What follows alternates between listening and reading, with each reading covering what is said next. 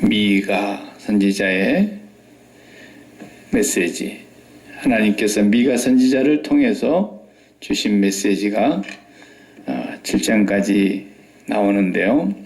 오늘은 1장의 서론 부분에서 우리가 읽었습니다. 넘나지 없는 신앙생활이다 라는 제목으로 오늘 미가서 서론을 먼저 보겠습니다. 오늘 성경을 좀 많이 찾아서 먼저 미가서를 이해하기 위해서 미가 선지자는 언제 일했던 분이고 또 미가 선지자의 시대는 어떤 사회가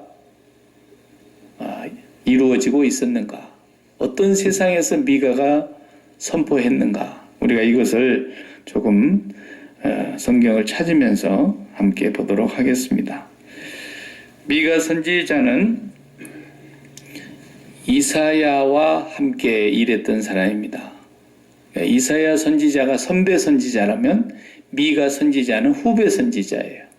같은 시대에 이사야가 조금 더 먼저 선지자로 부름받아서 일했고 그 이어서 미가 선지자가 같은 시대에 일을 했다 이거예요. 그러니까 둘이 서로 알고 지낸 사이입니다. 알고 지낸 사이.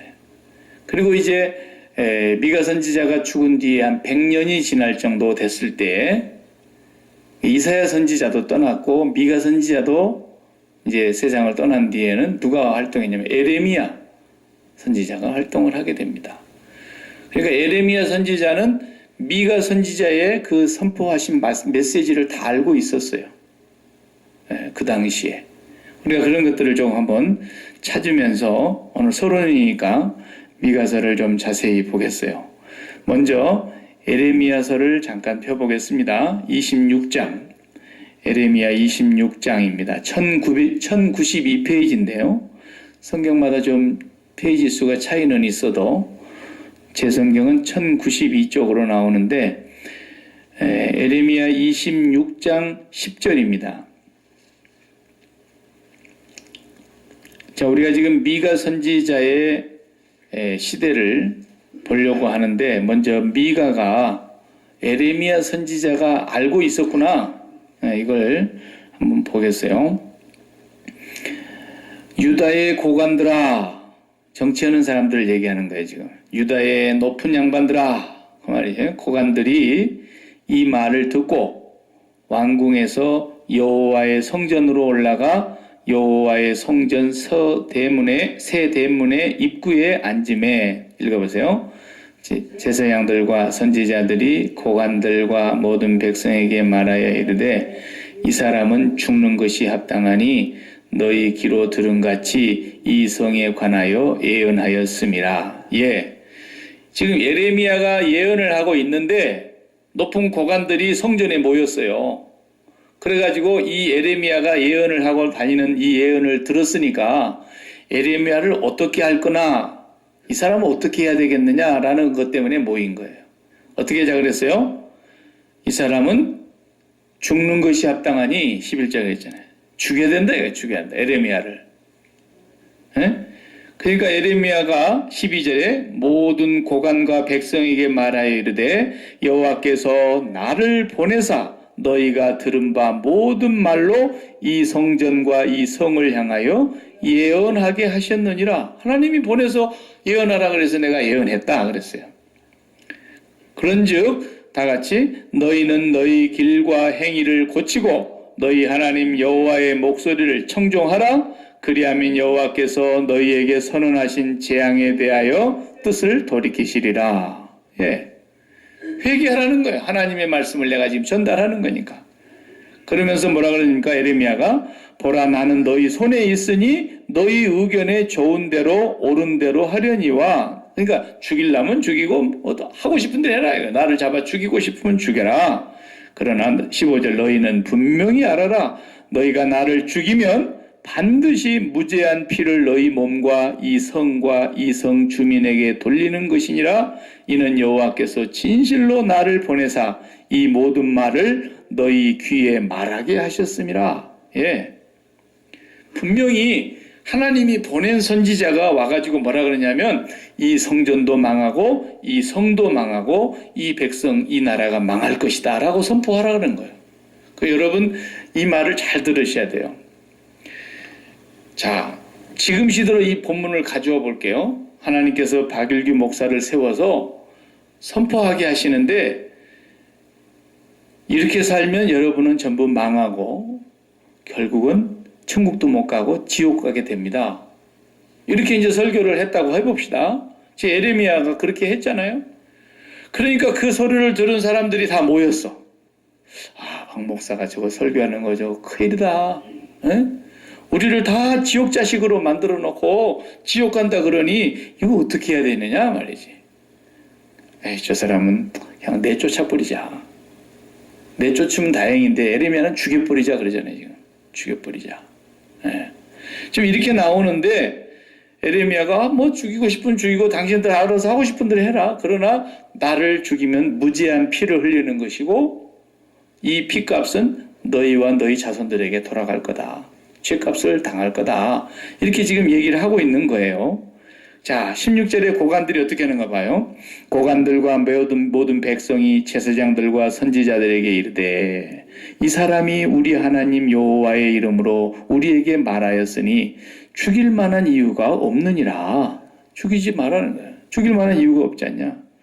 그러자 그 지방의 장로 중 몇 사람이 일어나 백성의 온 회중에게 말하여 이르기를 18절 유다 왕 히스기야 시대에 모레셋 사람 미가가 유다의 모든 백성에게 예언하여 이르되 만군의 여호와께서 이와 같이 말씀하셨느니라 시온은 밭같이 경작될 것이며 예루살렘은 돌무더기가 되며 이 성전에 사는 산당의 숲과 같이 되리라 하였으나 유다의 왕 히스기야와 모든 유다가 그를 죽였느냐? 히스기야가 여호와를 두려워하여 여호와께 간구하며 여호와께서 그들에게 선언한 재앙에 대하여 뜻을 돌이키지 아니하셨느냐? 이와 우리가 이같이 하면 우리의 생명을 스스로 심히 해롭게 하는 것이니라. 무슨 말입니까?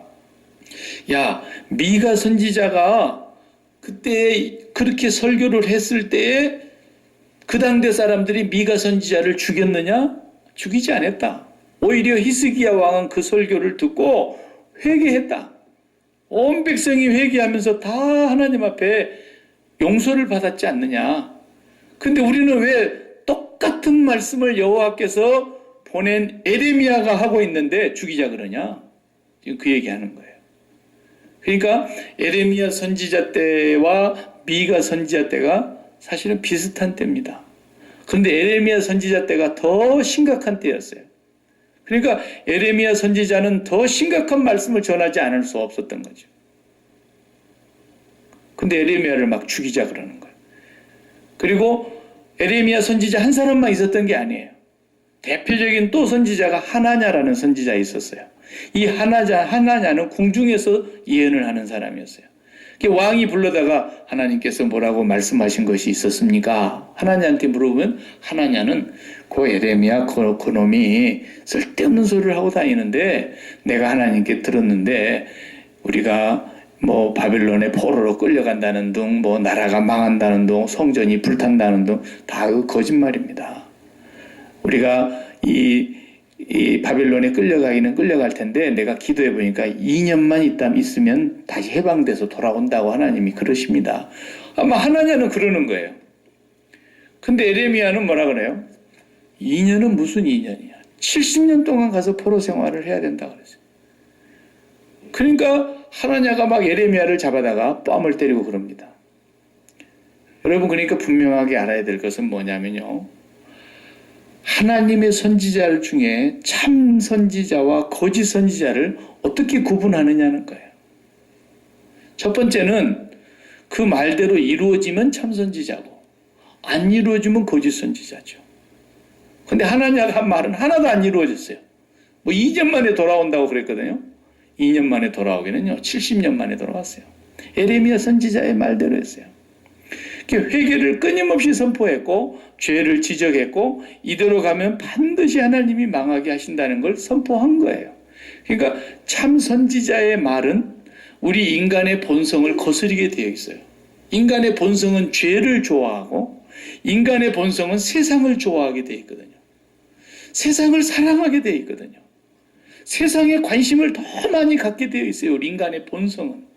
그러니까 하나님의 말씀은 인간의 본성을 거스리는 말씀이기 때문에 항상 충돌이 일어나는 거예요. 하나님의 말씀을 들었는데 우리 마음에서 충돌이 안 일어난다. 그건 하나님의 말씀이 아니라는 뜻입니다. 사람의 본성은 하나님의 말씀과 반대되는 길로 가게 되어 있거든요. 본질적으로 그렇게 되어 있어요. 왜? 죄인이니까. 그러나 그렇게 살면 안 됩니다라고 하나님의 명령을 계속 전달하다 보니까 듣기가 싫은 거예요. 저놈을 죽여버리자고 다 모인 거 보세요. 그런데 거짓 선지자들의 얘기는 항상 평안을 얘기합니다. 잘 될 것입니다. 항상 복받을 것입니다. 항상 안전할 것입니다. 항상 평안할 것입니다. 이러는 거예요. 구약의 선지자들을 보면은 둘로 다 갈라져요. 참 선지자들은 와가지고 평안도 전하기는 전했어요. 너희가 여호와의 평강이 있으리라 하고 전달은 했지만 그 앞에 분명히 뭐가 있어요? 너희가 죄를 회개하면, 너희가 죄에서 돌이키면, 그리고 여호와께로 돌아오면 여호와께서 너희들을 치셨을지라도 다시 고치실 것이고 너희들의 상처를 싸매실 것이고 여러분들에게 궁극적으로는 평강을 주실 겁니다. 그러나 여러분의 지금 이 생활에서 돌이키지 않으면 여러분은 반드시 하나님의 진노의 채찍을 맞을 겁니다. 그걸 얘기한 거예요. 그러니까 거짓 선지자는 절대로 그런 매맞는 얘기는 안 해요. 항상 좋은 얘기, 귀에 들려서 좋은 얘기, 마음으로 좋은 얘기, 항상 좋은 얘기만 해요. 그러니까 늘 좋은 얘기만 하면은 아, 저 가짜구나 그런 줄만 알면 되는 거예요. 어느 시대나 그랬어요. 구약의 선지서를 다 공부해 보면 한 분의 선지자도 그러지 않은 분이 없어요. 네. 그래서 우리가 이제 미가를 보면은 다시 미가로 1장 1절로 가서 보면은 유다의 왕들 그랬어요. 세 분입니다. 세 분. 미가가 살아서 활동하던 선지자의 시절에 왕이 세 번 바뀌었다 그 말이에요. 첫 번째 왕은 요담, 두 번째 왕은 아하스, 세 번째 왕은 히스기야. 이 세 왕조가 이어지는 동안에 모레셋 사람 미가에게 임한 여호와의 말씀인데 어디에 대하여 하신 말씀이냐면 사마리아와 예루살렘이다. 사마리아는 북이스라엘의 서울, 그 다음에 예루살렘은 남유다의 서울, 쉬운 말로 남유다의 수도가 예루살렘이고 북이스라엘의 수도가 사마리아예요. 그러니까 수도를 중심으로 통치자들이 거기 모여있고 종교 지도자들이 거기 모여있고 부자들이 거기 모여있는 거 아닙니까? 그러니까 그 부자들이 모여있고 종교 지도자들이 모여있고 정치 지도자들이 모여있는 그 수도를 중심으로 미가 선지자가 하나님의 메시지를 전달한 거예요. 네. 그러면 그 새 임금님 때 무슨 일이 있었는가 우리가 대략 알아야 되는 거죠. 그 이야기를 알고 보면은 미가서의 얘기가 아주 더 선명하게 우리에게 와닿고 동시에 오늘 우리 시대를 우리가 볼 수 있는 또한 영적인 눈이 열리는 거예요. 구약의 선지자들은 그렇게 했지만 또 신약에 와서 마지막 선지자로 이 땅에 오신 예수 그리스도는 선지자 중에서도 대선지자이신데 그 예수님은 뭐라고 말씀하십니까? 예루살렘아 예루살렘아 예루살렘을 보고 말씀하셨어요. 암탉이 날개 아래 병아리를 모으려고 하는 것처럼 내가 너희들을 품으려고 한 적이 얼마나 많았는데 너희들은 거절했다라는 거죠. 그래서 자기를 향해서 울고 따라오는 여인들까지도 주님이 뒤돌아보시면서 너희들은 나를 위해서 울지 마라. 엉뚱하게 울고 있는 거라는 거예요. 예수님 십자가에 못 박히는 것을 슬퍼하며 애통하지 말고 너희와 너희 자식들을 위해서 울어라 그랬다. 왜? 너희도 회개하지 아니하면 이와 같이 망하리라 그랬잖아요. 그래서 예루살렘이 망합니다. 구약의 이스라엘과 유다가 망한 것처럼 예수님 당시에 또 유일한 그 유다 땅이 망해버리지 않습니까? 그러면 우리가 이제 예수님 가시고 나서 2000년이 지난 지금에 와서 오늘 이 시대에는 뭐라고 말해야 될 것 같습니까? 똑같습니다. 너희가 십자가를 붙들고 세상을 못 박지 않으면, 너희가 이 세상에 대하여 아직도 정을 붙이고 이 세상에 너희들이 마음을 빼앗기면, 너희가 이 세상을 사랑하면 결단코 아버지의 사랑이 그 속에는 거하지 아니하나니 이 세상에 있는 모든 것이 육신의 정욕과 안목의 정욕과 인생의 자랑이니 다 아버지께로 온 것이 아니요 마귀로부터 온 것이라는, 세상으로부터 온 것이라는. 이 세상도 그 정욕도 다 지나갈 것이다. 그러나 하나님의 뜻을 행하는 자만 영원히 살 것이다. 계속해서 사도들이 그 얘기하지 않습니까? 어느 시대든지 동일합니다. 근데 지금 이렇게 가고 있는데 안전하게 잘 될 겁니다. 평안할 겁니다. 복 받을 겁니다. 번성할 겁니다. 성공할 겁니다. 더 잘 될 것입니다. 이건 사탄의 소리요 거짓 선지자의 말입니다. 절대로 그럴 수가 없습니다. 미국을 보고도 우리가 뭐라고 설교해야 될 것 같습니다. 미국 사회를 놓고 볼 때 대통령 당신이 회개해야 됩니다. 이 나라를 세웠던 조지 워싱턴 대통령처럼 하나님 앞으로 돌아가시기 바랍니다. 그러면서 여호와의 말씀을 거역하는 것에 대해서 심판도 경고해야 되고 회개하라고 경고해야 되고, 근데 뭐 그렇게 하면 잡아가는 세상이요 미국도. 네. 그러니까 이 시대가 잘 될 겁니다. 더 잘 될 겁니다. 더 잘 때는 나, 긍정의 힘, 그런 데는 막 사람이 본물 쏟아지듯이 밀려가지 않습니까? 저주받을 것입니다. 다 넘고 하나님의 심판이 있을 거라는 것을 미가 선지자가 아주 자세하게 설명을 합니다. 우리는 이 미가 7장까지 있는데 3번의 설교가 나옵니다. 미가의 설교가 1장, 2장, 3장이 첫 번째 설교입니다. 그 다음에 1장, 2장이 첫 번째 설교고 그 다음에 3장, 4장, 5장이 두 번째 설교입니다. 그리고 6장, 7장이 세 번째 설교입니다. 3편의 설교가 들어있어요. 이 안에. 그런데 미가 선지자는 이사야와 같은 시대에 활동했었는데 이사야 선지자는 여기 1장 1절에 이사야는 뭐라고 하냐면 우시야와 요담과 아하스와 히스기야 이렇게 나와요. 이사야 선지자 1장 1절에서는. 그러니까 우시야 왕이 하나 더 나와요. 앞에. 이사야는 우시야 왕 때부터 우시야 왕 죽던 해부터서 시작했어요. 그래서 아하스, 요담, 아하스, 히스기야 4왕을 이사야 선지자는 이렇게 지냈던 사람이에요. 우리식으로 하면 대통령 4번 바뀌었다고 말이죠. 우리식으로 하죠. 그때는 뭐 대통령이 아니고 죽을 때까지 왕을 하는 거니까 한 왕이 막 한 40년씩 하고 그러잖아요. 20년, 40, 30년 막 이러니까 어쨌든 4왕이 바뀌도록까지 활동을 한 선지자가 이사야라면 같은 시대에 우시야 왕이 돌아가시고 난 뒤에 요담과 아하스와 히스기야 3왕 때에 미가가 활동했다 이거예요. 자, 한번 돌아가 보십시다. 우리 성경에 역사서가 있지 않습니까? 먼저 열왕기상으로 열왕기하로 가보겠어요. 열왕기하 15장으로 봅시다. 열왕기하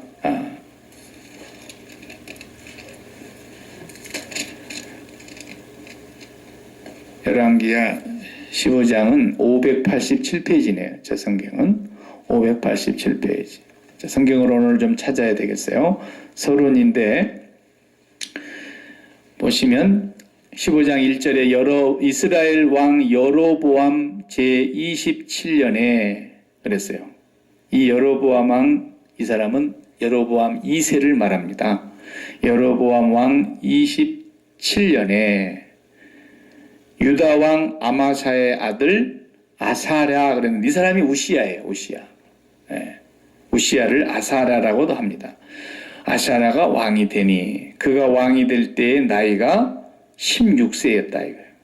우시야가 16세의 왕이 됐는데 3절에 이 아사랴가 그의 아버지 아마샤의 모든 행위대로 여호와 보시기에 정직히 행하였으나 하나님 앞에 정직한 왕이었죠. 그런데 어떻게 했어요? 산당은 제거하지 아니하였으므로 백성이 여전히 산당에서 제사드리며 분향하였고. 산당은 없애지 않았단 말은 말, 우상 숭배하는 산당이 그대로 있었다 그 말이에요. 이 우시야 때. 근데 우시야는 나중에 말년에서 이 사람이 잘못됐어요. 너무너무 하나님이 우시야 때 통치하는 영역을 넓혀주시고 나라를 부강하게 해주니까 우시야가 갑자기 교만했어요. 교만해하고 어떻게 했어요? 제사장들만 들어가야 되는 성소를 들어간 거예요, 자기가.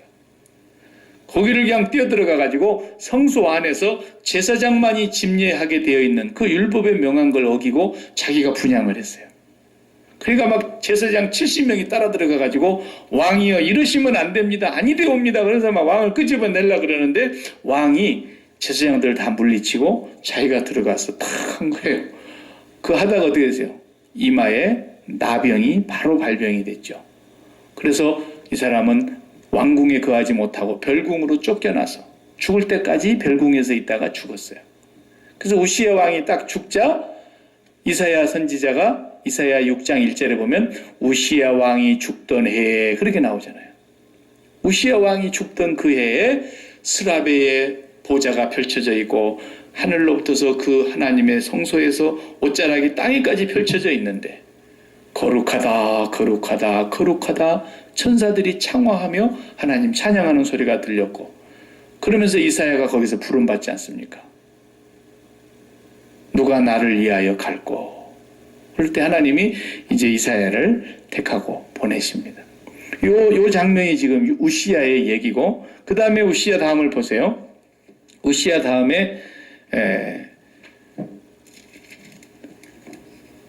15장 8절을 보세요. 열왕기하 15장 8절 다 같이 유다 왕 아사라의 제38년에 여로보암의 아들 스가랴가 사마리아에서 6달 동안 이스라엘을 다스리며 그랬어요. 왕이 6달밖에 못 다스렸대. 왜 그랬을까요? 누군가가 죽였죠. 10절에 보세요. 야베스의 아들 살룸이 그를 반역하여 백성 앞에서 쳐 죽이고 대신하여 왕이 되니라. 남쪽에는 그 우시야가 왕이 돼가지고 있을 때 북쪽에는 무슨 일이 있었느냐? 이스라엘에는 스가랴라고 하는 왕은 여로보암의 아들이거든요. 여로보암 2세의 아들로 왕이 됐는데 6달 동안 여로보암은 41년을 다스렸어요. 혼자서. 그리고 자기 아들한테 이제 물려줬어요. 스가랴에게. 스가랴가 왕이 됐는데 6달밖에 못 다스리고 그 밑에서 살룸이라는 사람이 왕을 죽여버리고 자기가 북이스라엘의 왕이 됐단 말이에요. 그러니까 반역이죠. 왕이 이렇게 빨리빨리 막 바뀌는 거예요. 자, 스가랴 죽었습니다. 그리고 살룸이 죽일 놈이 아니고 살룸입니다. 이 살룸이 이제 왕이 됐어요. 자, 그 다음에 13절을 보세요.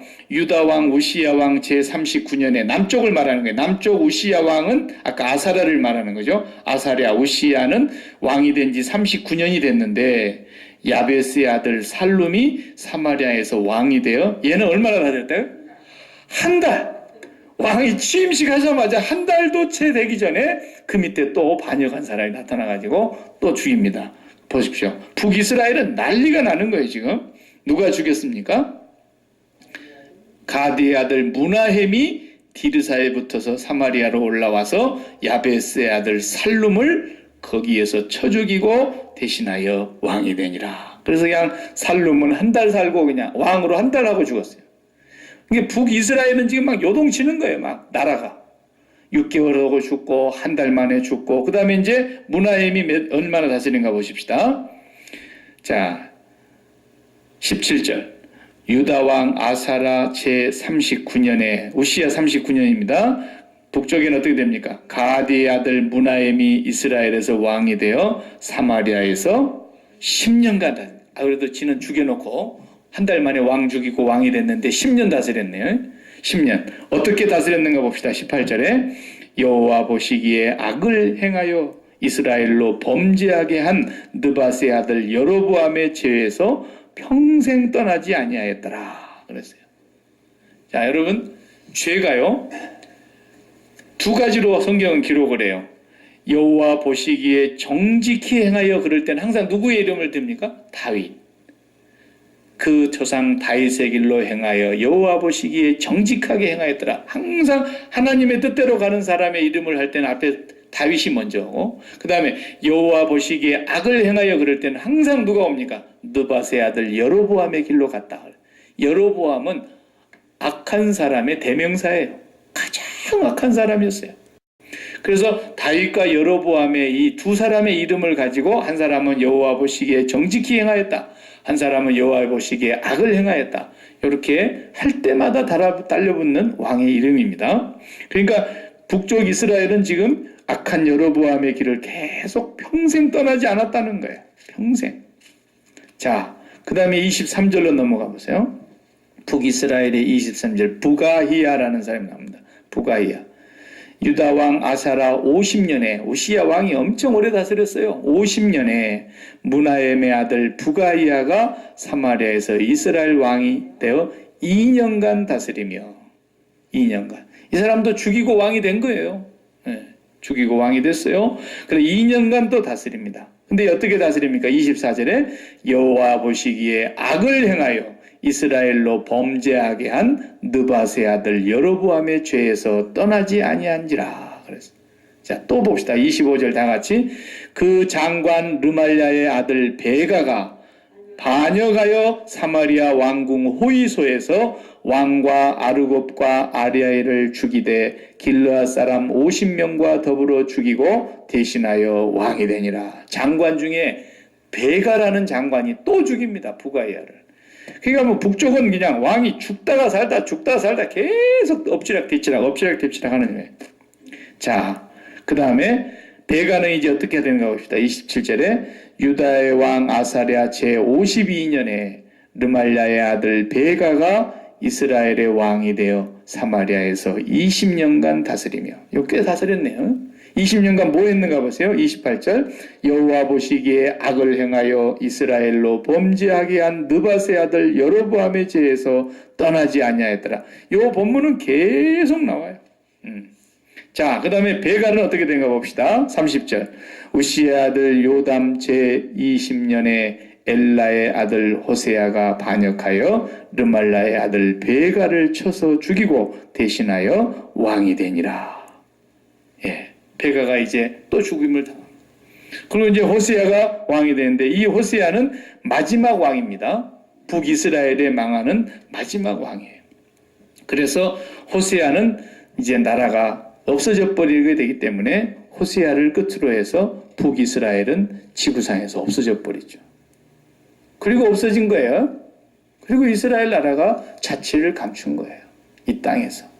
그리고 언제 다시 이스라엘이라는 이름이 처음으로 나옵니까? 이때 없어지고 1948년 7월 저 중동에 처음으로 유엔에서 이스라엘을 독립국으로 인정해 주죠. 그렇죠? 그러니까 이때 없어지고 1948년 7월 달에 이스라엘이라는 말을 지구상에서 처음 썼어요. 나라가 너무너무 오랫동안 없어졌죠. 2500년 동안 나라가 없어진 거예요. 그런 얘기를 우리가 볼 수 있습니다. 자, 북이스라엘을 지금 우리가 살펴보았어요. 막 너무너무 소용돌이치는 전국이죠. 한 나라의 임금님이 50년을 넘도록 왕위에 있는 동안에 남쪽 유다의 임금님은 50년 이상을 왕위의 자리에 있는데 우시야는 그 사이에 왕이 막 대여섯 명이 바뀌는데 막 6달 만에 죽이고 한 달 만에 죽이고 2년 만에 죽이고 막 10년 만에 죽이고 이러면서 계속 41년 만에 6명이 바뀌어버려요. 41년 만. 한 43년 만에. 예. 그러니까 얼마나 나라가 소용돌이쳤는가를 알 수 있어요. 오늘 우리가 읽은 지금 이 역사서의 내용에서 베가 왕과 마지막 왕 호세아 왕이 다스리고 있던 그 시절에 미가 선지자가 활동을 했습니다. 근데 북쪽으로는 베가 왕과 호세아 왕이었지만 남쪽 유다 왕은 요담과 아하스와 히스기야. 이래다.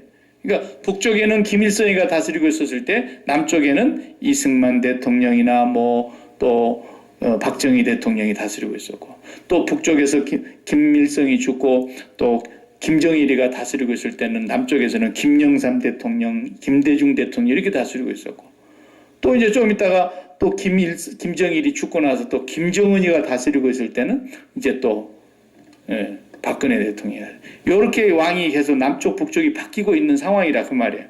그러니까 남쪽의 유다 왕은 요담과 아하스, 히스기야가 다스리고 있고, 북쪽에는 아까 말한 베가와 마지막 호세아 왕, 선지자 이름하고 똑같죠. 호세아 왕, 이들이 다스리고 있을 때에 미가 선지자가 지금 선포한 말씀이세요. 조금 이제 시대적으로 우리가 그 배경을 봤습니다. 그러면은 배경을 한 곳 더 보고 싶은 곳이 있는데, 다시 역대하로 넘어가 보세요. 이제 여러분이 성경을 쭉 읽다 보면은 비슷한 얘기가 계속 복음서처럼 나오는 구약이 있어요. 열왕기 상하하고 역대기 상하는 똑같은 내용이 그대로 글씨 하나도 안 틀리고 똑같이 나가는 것이 있어요. 역사를 얘기하고 있다 보니까 그렇죠. 근데 쓴 사람만 달라요. 열왕기 상의 역사는 누가 썼고 역대기 상하는 누가 썼느냐, 쓴 사람만 다르고 내용은 같은 부분이 참 많습니다. 자, 역대기 상하, 역대 상하 26장을 한번 여러분이 보십시오. 거기 보면은 1절이 누가 나옵니까? 유다 온 백성의 나이가 16세 된 우시야를 세워 그랬어요. 16살 된 우시야가 왕된 얘기 여기 또 나오잖아요. 역대하에 보면. 이것은 이제 북이스라엘을 기록한 게 아니라 남유다만 기록한 겁니다. 역대상하는 다윗의 왕조만 기록한 거예요. 열왕기 상하는 남북을 다 기록해 놨어요. 왕들의 이름을 우리 아까 읽어봤듯이. 그러나 역대상하는 유다의 다윗 왕 모든 후손들을 기록해 놓은 책이죠. 자, 27장에 누가 나옵니까? 우시야가 죽었고 요담 그 아들이 나옵니다. 요담 나왔죠? 이때부터서 미가 선지자가 활동했다 그 말입니다. 그 다음에 28장을 또 보세요. 유다 왕 아하스가 나옵니다. 요담과 아하스. 그 다음에 28장이 끝나고 29장은요 히스기야. 그러니까 여러분들이 이 역사서를 왜 읽고 공부를 해야 되느냐, 이 역사를 왜 배워야 되느냐, 이 역사를 배워야 미가 선지자가 왜 이런 선포를 했는가가 이해가 되는 거예요. 그냥 밑도 끝도 없이 그냥 갑자기 선지서를 뚝 들여다보면 선지서만 뚝 떨어져 있는 얘기처럼 들리는데, 이 역사서를 다 공부를 다 해보면 그 시대의 왕들이 어떻게 활동했고 무슨 일을 했으며 그 당시에 그 시대에 뭔 일이 있었길래 선지자들이 이사야 선지자는 이런 말을 하고 미가 선지자는 이런 말을 하고 했을까, 이게 선명하게 보이는 거죠. 그래서 이 두 가지를 병행하면서 여러분이 보셨으면 좋겠어요. 수요일 저녁에 미가서를 하지만 여러분들은 역대기 상하를 다시 한번 보면 좋겠어요. 그래서 역대하의 25장 이후부터서 마지막 장까지 쭉 읽어보면 굉장히 도움이 되고, 또 열왕기 하의 15장부터 이후를 쭉 읽어보면 이 내용이 다 이해가 되는 거죠. 공부를 이룰 때 같이 할 수 있는 성경 공부하는 방법 중에 하나예요. 두 가지를 같이 봐야 된다 이거예요. 자, 그래 놓고 서론이니까 여러분이 이제 역사서는 좀 읽어보시면서 미가서로 다시 되돌아와 보십시오. 1291쪽에 미가서.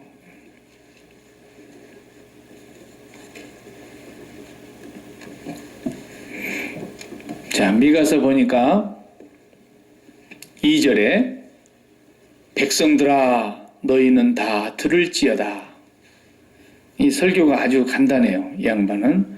들을지어다라는 말이 성경이 항상 맨 서두에 옵니다. 쉐마라 그러죠. 쉐마 이스라엘아 들으라 그럴 때 쉐마라 그러죠. 여기 들을지어다가 쉐마예요. 쉐마.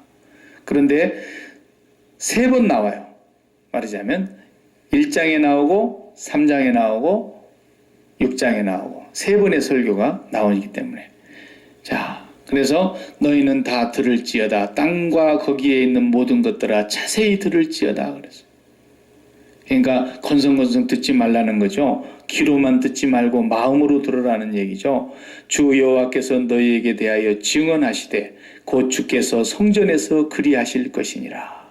다 같이 여호와께서 그의 처소에서 나오시고 강림하사 땅의 높은 곳을 밟으실 것이라.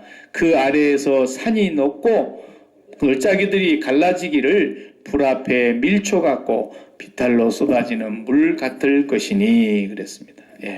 3절 4절에 보니까 심판의 모습을 그렇게 설명했어요. 여기 지금 초를 켜서 우리가 한 주일에 하나씩 더 밝혀가는데 지금 3개를 켰더니 많이 녹았어요. 1000mm 이렇게 불이 타면 녹잖아요. 그죠?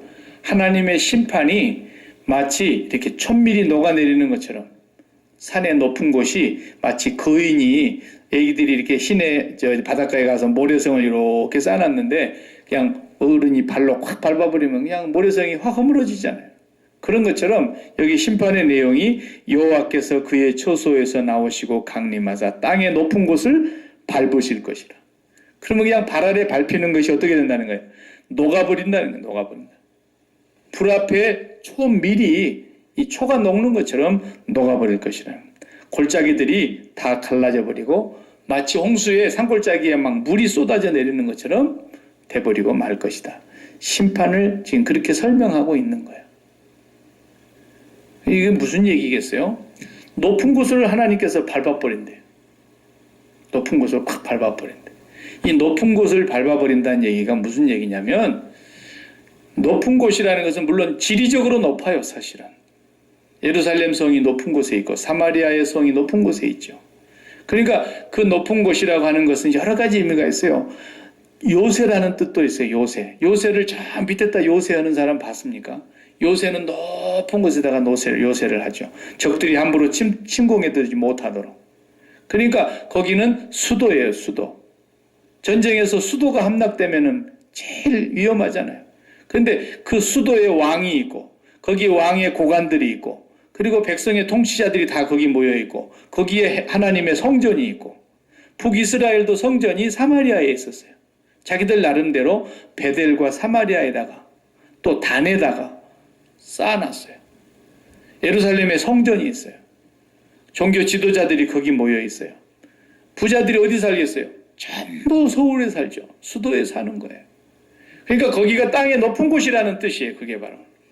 이 땅에 사는 사람들이 전부가 다 높은 곳을 바라다보고 사는 거죠. 옛적에도 우리 한국에 살 때 어른들 그랬잖아요. 말을 낳으면 어디로? 제주도로. 사람 낳으면 어디로? 서울로. 왜 그랬다고. 그래서 서울로 간다 그러면 뭘 해먹고 살아도 일단 서울 갔다 그러면 성공한 줄 알았어요. 그냥 뭐 죽을 끓여 먹더라도 어디 살아? 그러면 서울. 서울 가면은 잘 되는 건 줄로 생각했다가 말이에요.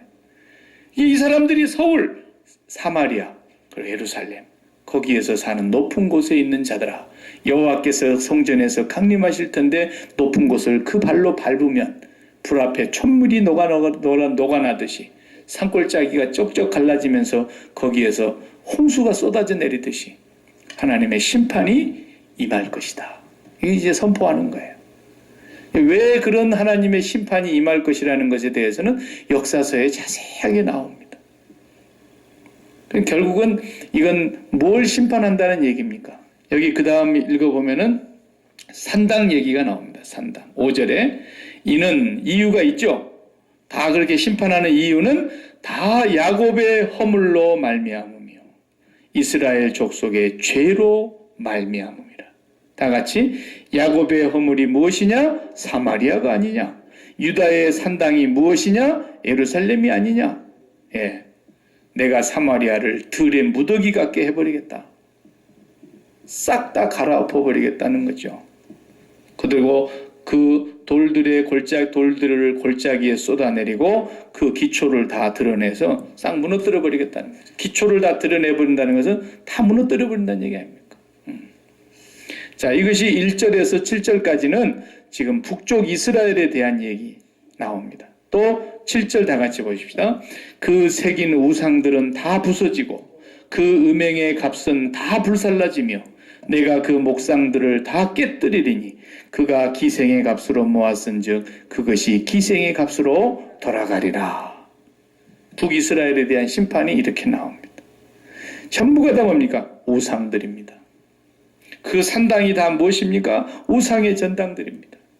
그래서 나중에 보면은요, 유다는 어떻게 된지 아세요? 솔로몬 때 지어놨던 그 아름다운 성전 안에 이방인들의 우상을 갖다 아예 세워놨어요. 성전 안에까지 가지고 들어가서.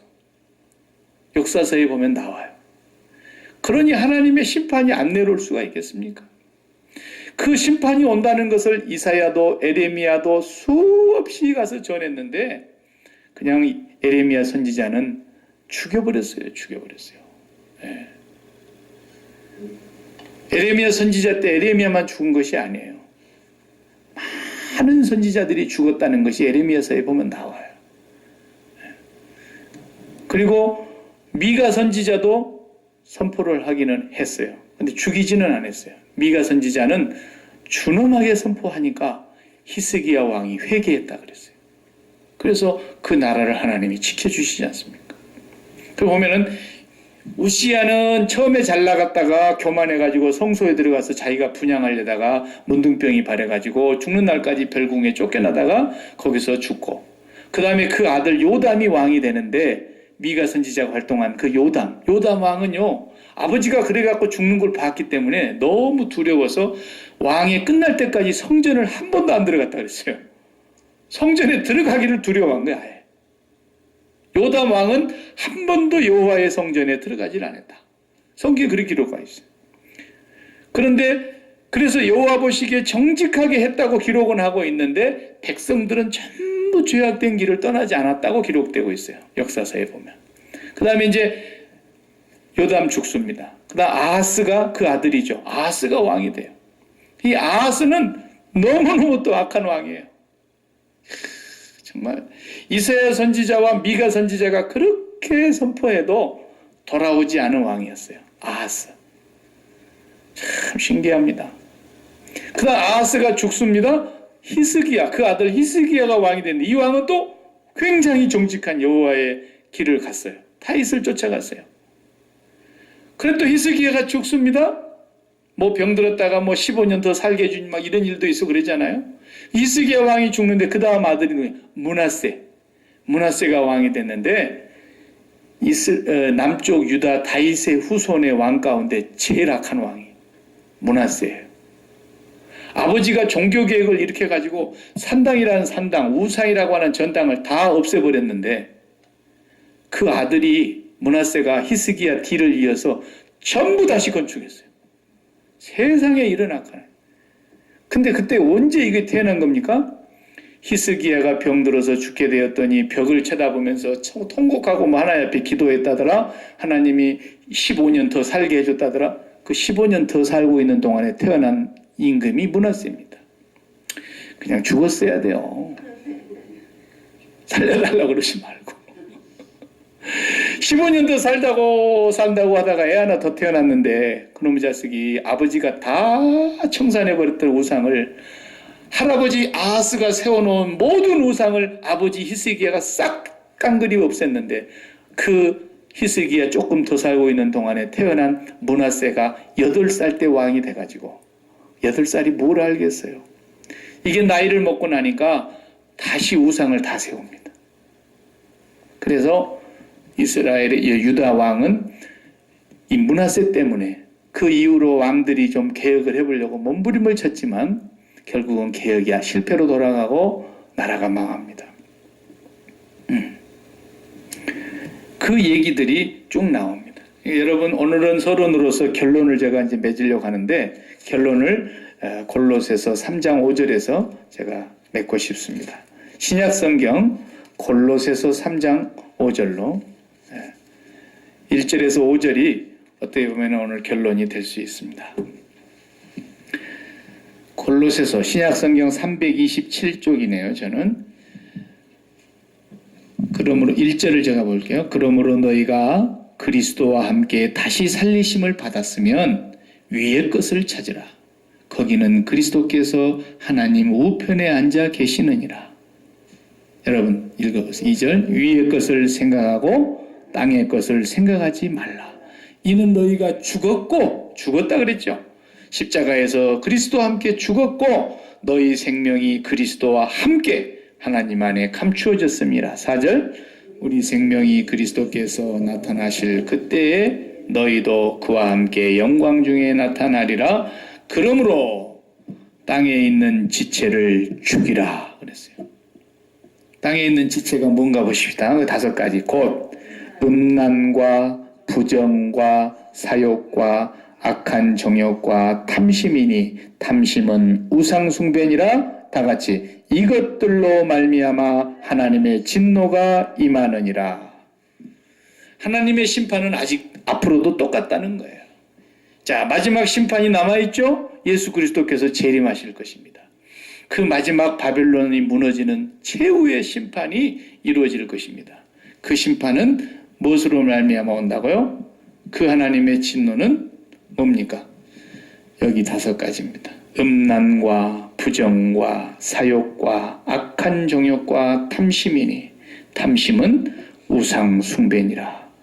구약의 시대의 우상 숭배가 비록 눈에 보이는 산당에다가 우상을 세워놓고 바알과 아세라를 섬기고 아스다롯을 섬기고 부호를 섬기고 별의별 우상을 다 섬겼습니다만은 그 핵심은 뭐냐?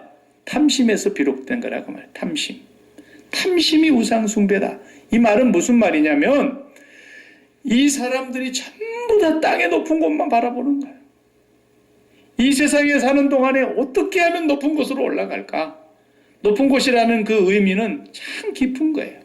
공부를 해서 성공하고 싶은 사람은 인류대학이고 1등으로 가고 싶을 거고, 뭐 연예인 같은 거 하는 사람들은 인기가 최정상에서 오랫동안 머물러 있기를 바라는 것일 거고, 정치하는 사람은 자기의 정치적인 위치가 흔들리지 않는 기반을 가지고 죽을 때까지 권세를 누리고 싶을 것이고, 돈 버는 사람은 끝없이 돈을 벌어서 땅에서 최고의 갑부가 되고 싶을 것이고, 높은 자리라는 것은 사람마다 다르지만 이 땅에 있는 모든 사람들의 마음속에는 그 탐심이 바로 우상 숭배고, 그것을 이루기 위해서는 온갖 음란과 온갖 더러운 부정과 온갖 사리사욕과 온갖 악한 정욕과 온갖 탐욕이 거기에서 요동치는 거예요. 그게 미가 선지자의 시대의 문제였고 에레미야 선지자에도 똑같았어요. 역사서를 보면. 지금 우리가 살고 있는 그들의 시대보다 지금 2500년 지난 지금 우리는 어떤가? 똑같습니다. 사람만 바뀌었고 시대만 바뀌었지 해 아래 새 것이 하나도 없고 여전히 똑같습니다. 지금은 더 사람들이 이 땅에다가 심장을 붙여놓고 이 세상의 높은 곳을 바라보고 있는 것입니다. 우리 예수 믿는 사람들은 높은 곳이 우리의 목표도 아니고 우리 기도의 제목도 아니고 우리의 축복의 열매가 아닙니다. 절대로 축복의 열매가 아닙니다. 우리는 어디를 바라다 봐야 해요? 아무리 땅에서 높아봐야 땅에 붙어있는 것은 높은 것이 아닙니다. 우리 시조에 그런 말 있지 않습니까? 태산이 높다 하되 하늘 아래 산이지 뭐지가. 에베레스트가 아무리 높다 한들, 마운틴 레이니어가 아무리 높다 한들, 저보다도 2배, 3배 높은 산이 있다 할지라도 하늘 아래 산이지 뭐지가. 별거 있어요? 그러니까 우리는 어떻게 살아야 된다는 겁니까? 우리는 이 땅에서 높은 곳이 우리가 바라봐야 될 목표이거나 축복의 열매이거나 우리가 바라봐야 될 소망이거나 비전이거나 이거 다 헛소리라는 거예요. 무슨 큰 꿈을 가져라. 웃기고 자빠진 거예요, 그게. 예. 나도 목사지만 정말 그런 얘기하는 목사들 뭘 알고나 그런 소리 하는지 모르겠어요. 예. 저도 옛날에 무식했을 때는 그런 얘기 좀 했어요. 그리스도인의 비전은 하늘이에요, 하늘. 그래서 골로새서를 우리가 읽었습니다마는 에베소서 2장에 뭐라고 말씀하십니까? 에베소서 2장에 분명히 말씀하십니다. 자, 2장을 펴보세요. 에베소서 2장 1절. 그는 허물과 죄로 죽었던 우리를 살리셨도다. 아까 우리 야곱의 허물, 이스라엘의 허물, 유다의 죄라 그랬지 않았습니까? 미가서 1장에서. 바로 그겁니다. 그는 허물과 죄로 죽었던 이스라엘과 유다를 그리고 오늘 우리를 살리신 것입니다. 그때 우리는 어떻습니까?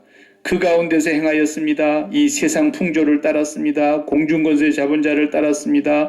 불순종의 아들들 가운데 역사하는 악한 영들을 따랐습니다.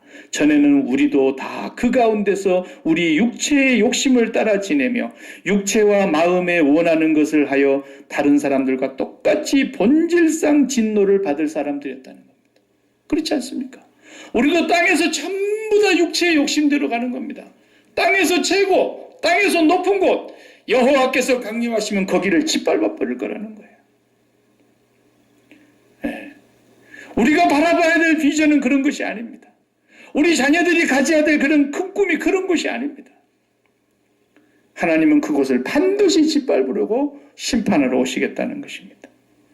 우리 욕심, 우리가 원하는 대로 우리 마음이 원하는 것을 따라서 수많은 음란과 지금 세상의 음란은 말해 뭐 하겠어요. 옛날의 음란은 그건 음란도 아니에요. 지금의 음란은 상상할 수가 없는 음란이에요. 전 세계를 인터넷으로 하나로 묶어놔가지고 이제는 소돔과 고모라가 어땠다더라, 옛날 폼베이 시가 어땠다더라, 그건 역사적인 옛날 호랭이 담배 피던 시절 얘기입니다. 지금은 온 세상을 인터넷으로 엮어놔가지고 온 세상이 음란으로 꽉 덮었어요. 거기다가 온갖 부정과 immorality, impurity, sexual immorality, 온갖 악한 evil desire, 온갖 사리사욕, lust, 온갖 악한 탐욕, greed, 이런 것들이 그냥 꽉 차 있어요. 지금은. 옛날에는 국지적으로 어느 지역에서 그랬다더라 그런 얘기는 있지만 지금 온 세상이 다 이것으로 꽉 덮여 있어요. 그런데 5절을 보십시오. 허물로 죽은 우리를 그리스도와 함께 살리셨고 너희는 은혜로 구원을 받은 것이라. 다 같이 또 함께 일으키사 그리스도 예수 안에서 함께 하늘에 앉히시니 그랬어요. 우리를 하늘로 앉히셔놨다니까요. 하늘로. 우리의 비전은 땅의 높은 곳이 아닙니다. 거기는 하나님이 짓밟아 버리실 곳입니다. 하나님이 심판하실 곳입니다. 우리는 하늘로 앉혀놓으신 분이에요. 하늘로. 무슨 말입니까? 아무리 상위에서 높은 것이라도 하늘 아래 매일하니까. 하늘 아래 매일하다. 그러니까 하늘에서 내려다 보면은 우리가 비행기만 타고 올라가도 높은 빌딩이나 조그마한 집이나 다 똑같이 그까지 그래. 비행기 타고 올라가면 아무것도 아니잖아요. 오늘 우리가 이 세상에 살면서 이 세상의 허물과 죄로 죽은 우리를 그리스도께서 죽으심으로 우리도 세상에 대하여 죽었고 그리스도께서 죽으심으로 우리도 옛사람을 죽이셨고 그리스도께서 죽으심으로 우리도 육체와 마음이 원하는 대로 행하고 싶어하는 땅의 그 높은 곳 악한 정욕 탐심이 다 십자가에 못 박혀 죽고 성령으로 말미암아 하늘에 안치움 받은 사람들이라 이거예요. 그러니까 하늘을 가진 사람들이 땅에 내려와 보니까 갖고 싶은 게 있냐 이거예요. 하늘을 앉아보니까 땅에 갖고 싶은 게 하나도 없어요. 그러니까 우리 주님도 오셔가지고 세상에 딱 오셔서 와 천국에도 없는 것이 여기 있네. 우리 주님도 너무 혼비백산 해가지고 땅에 좋은 곳에 취해가지고 주님이 그러신 적이 한 번이나 있습니까?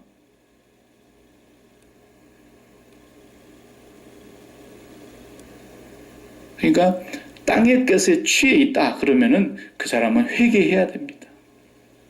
끝까지 회개하지 않는다면 그 사람은 아무리 주의 일을 많이 했다 할지라도 내가 너를 도무지 알지 못하노니 그럴 것입니다.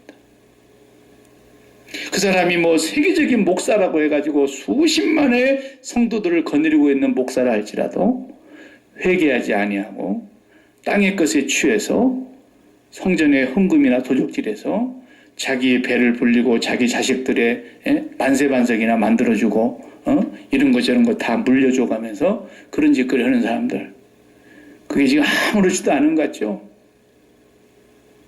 반드시 회개하지 아니하면 그들은 저주받을 것입니다. 주님이 오실 때 내가 너를 도무지 알지 못한다 그러실 겁니다. 성도들도 마찬가지입니다. 이 세상에다가 심장을 붙여놓고 이 세상을 그렇게 육체와 마음이 좋아하는 것대로 쫓아가면서 하나님은 그냥 건성이야. 하나님 사랑하는 건 전혀 없어. 입술로는 하나님을 경외하지만 마음으로는 세상의 심장을 빨대처럼 꽂아놓고 세상을 빨아먹으면서 세상에서 기뻐하고 세상 것으로 행복하려고 그러고 세상에서 무슨 성공으로 기뻐하려고 그러고 세상에서 무슨 뭘 자기 실현했다 그래가지고 그런 걸 가지고 세상의 명예를 추구하려고 하고 그것을 이루기 위해서 하나님 찾는 사람들, 그것을 이루어달라고 하나님께 부르짖는 사람들 전부가 다 우상 숭배하는 자들이라고 말이에요. 단언코 회개치 아니하면 그 사람들은 멸망을 받을 사람들입니다. 수많은 사람들이라 할지라도 하나님은 심판하실 것입니다. 미가 선지자 때나 예수님 때나 지금 앞으로 오실 예수님의 재림 때도 마찬가지입니다. 하나님은 절대로 변하시는 분이 아닙니다. 우리는 이 땅에 사는 동안 그리스도의 십자가를 끝까지 바라보고 붙잡고 그리스도를 묵상하고 그리스도를 생각하며 그리스도와 함께 하늘에 안지운 자가 된다는 사실을 매일 기억하시면서 하나님을 가지면 가질수록 세상은 우리에게 매력이 없어지는 거예요. 하나님과 멀어지면 멀어질수록 세상이 나에게 그렇게 매력적인 거예요. 네. 그러면 예수 믿는 사람은 이제 세상에서 높은 것도 바라보지 말아야 되고 높은 것을 꿈도 꾸지 말라 그러면 다 병신 지질이 못난 것처럼 그냥 살다가 이래저래 살다가 그냥 대충 살다가 죽는 거냐? 그게 아닙니다. 그게 이제 앞으로 계속 나올 겁니다. 우리 자녀들이 높은 곳에 올라갈 자녀들은 올라가야 합니다.